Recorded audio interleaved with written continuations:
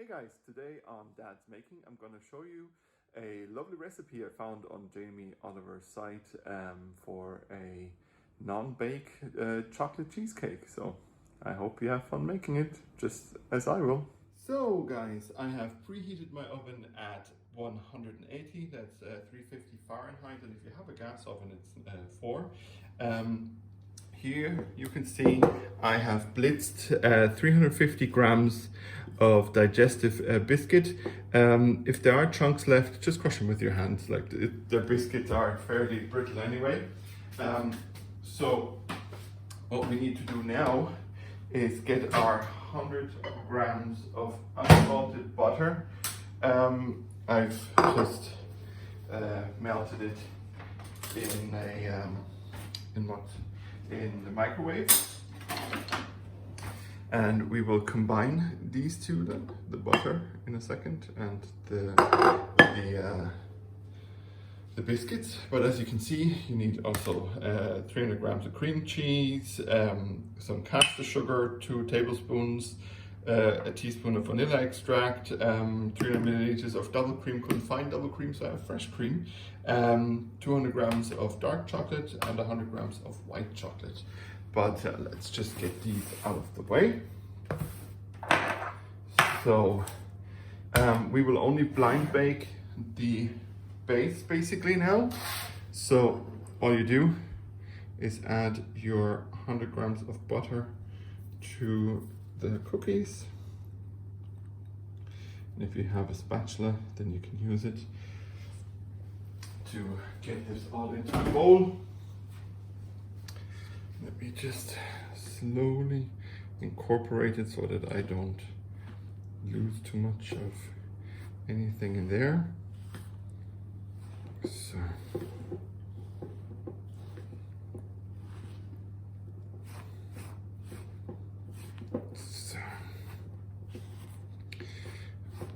okay.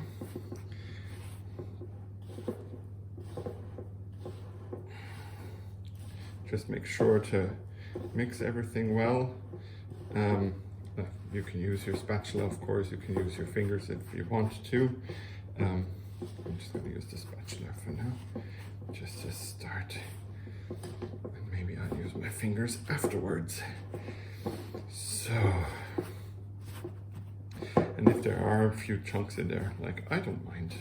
If you mind, you can take them out. But for me, it's fine.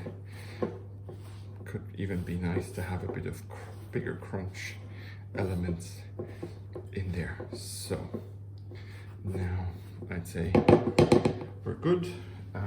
Just gonna place my spatula here, and I have this infected my work surface, as you all should in preparation anyway. Then try to take a form that you can unload easily like this. If you don't have it, you're gonna need to put some baking paper in it, as we always do, with a bit of water, scrunch it up and get it in there, or you're just gonna have to butter the whole thing or grease it really well. If you use a normal like cake form or spring form, it should work fine as well. So what you want to do then is get that mixture on here and just kind of start spreading it out. So, and just press it down while you spread it out. You want it to be thick, but not too thick. And so now the rest goes on here. And thanks to the spatula, I can actually get it all out of my bowl. It's gonna be moving around a little bit. Push it up to the sides because you're gonna need some depth to it. Just ever so gently put pressure on everything to push it up to the side, because yeah, we need the indent for our mixture, of course. If you feel that you're not really getting the depth that you're looking for, you can always take out a little bit, which I might do, but I'm just gonna see what I can do with my fingers now on the outside. I'm gonna lose a little bit of the mixture now anyway. So, and I'm going to try to make it all even so that we don't have any leakage when we put our mixture on.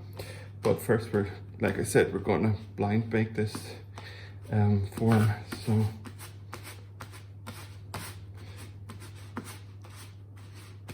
So yeah, we just want to make sure everything is nice and flat. With your hand, of course, you can get it all a bit more compact, which is great. And then, you know, your edges will look a bit like this. But you know what? If you want to smooth them out, I actually prefer a rough edge. You know, so that doesn't look too chefy or store-bought. And yeah, the rest of the cookie I'll probably just eat now. But like I said, this is gonna go into our oven. Let me just check the recipe. For 8 minutes, and then we take it out to cool. And yeah, I'll see you when I make the filling. So as you can see over here, this is nicely blind baked now. It's still a bit crumbly, but that's okay. That's all part of it. Just gonna move it over because it is quite warm still. But for now, let's make our filling. So what do we need? We need our 300 grams of cream cheese now. So this pack contains 200. So let's just open this up. Okay.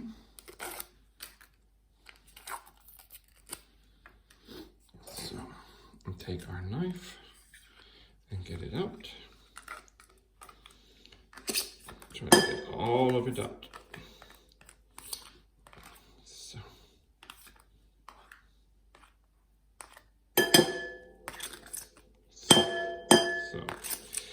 So let's get it all out of this one. So come on, get off my finger. And 100 grams more from the other one. I just need to wipe my hands here because I had some cream cheese on it. So I will just tear off the plastic over here and or the foil over here. Just get it all off. And now we're gonna take half of this and just scoop it out. Scoop, scoop, scoop. Scoop it out. Great. The rest can go back into the fridge for sandwiches or something else, whatever we come up with. So let's just make sure that we get all the lovely cheese off my fingers.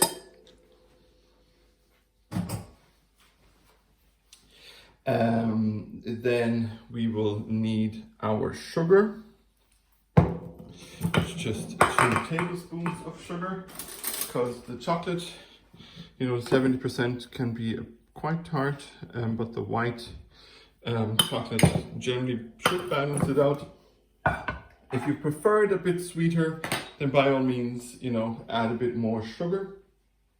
And now our vanilla extract. As you guys already know me, I always like to use more. So then and it says on recipes. And now I'll come around here and I'll start beating.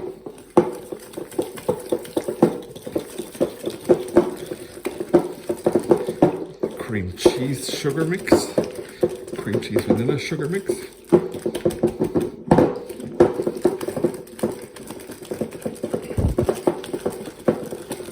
Until it is nice and smooth, which it is now. Like, I mean, it's cream cheese.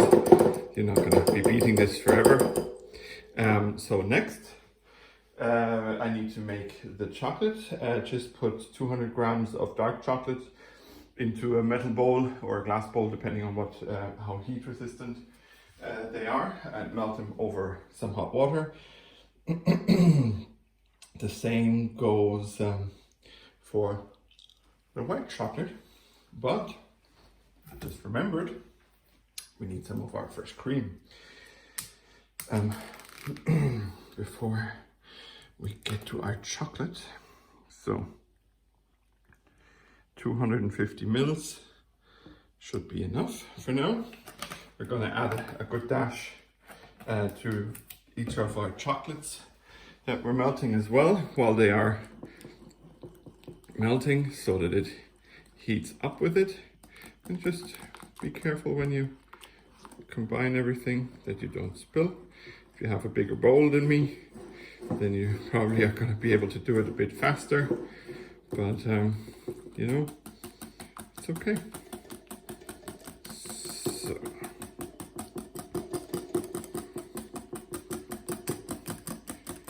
okay, it's getting nicely combined now.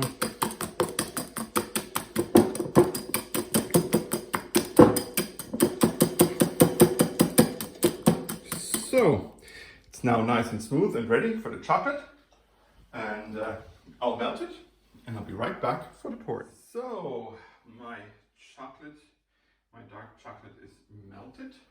So we are going to, or well, I am, but if you're cooking along, or then you are as well, going to pour the chocolate from your bowl into your other bowl. So, and then just use your spatula to nicely incorporate it into your cream cheese mixture. If you give it a bit of a marble, it'll actually look interesting or nice, whatever way you want to look at it.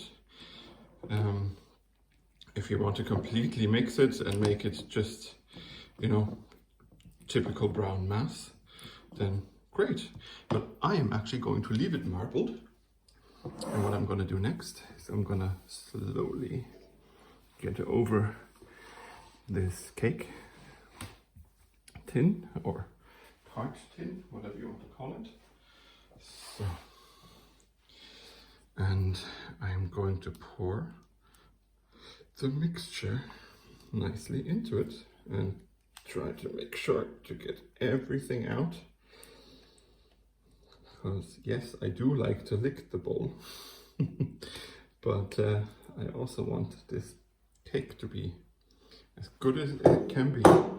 And now, ever so gently, I'm going to make sure to get the mixture all the way to the edge, all the way to the edge, everywhere.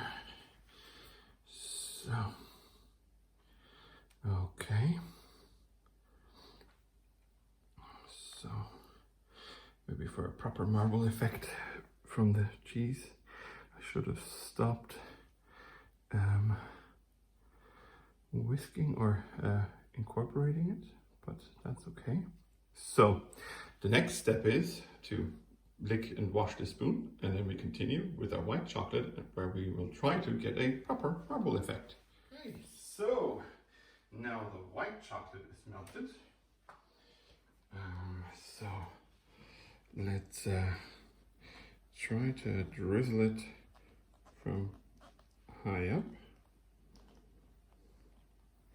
as high up as we can. So I'm just kind of unevenly spread it, because if you have a chopstick or a skewer, then what you can now do is create a pattern with that. Seeing that I don't have one, I'm gonna try to create something of a pattern. Ah, shoot, here. Yeah. Just make sure See, and you can swirl it a bit around. Okay. So it'll roughly settle now anyway. And what you do now is lick your spoon again, which is really tasty. And put this baby for 2 hours into a fridge, or at least 2 hours into a fridge, and let it set, and then you can cut it and enjoy it. So everyone, thank you for watching. As always, I will put some photos also up on my social media channels, which you can find in the description below, as well as the recipe, and of course also my Patreon. Thank you everyone for watching. As always, I'm your dad Steve, and I am out.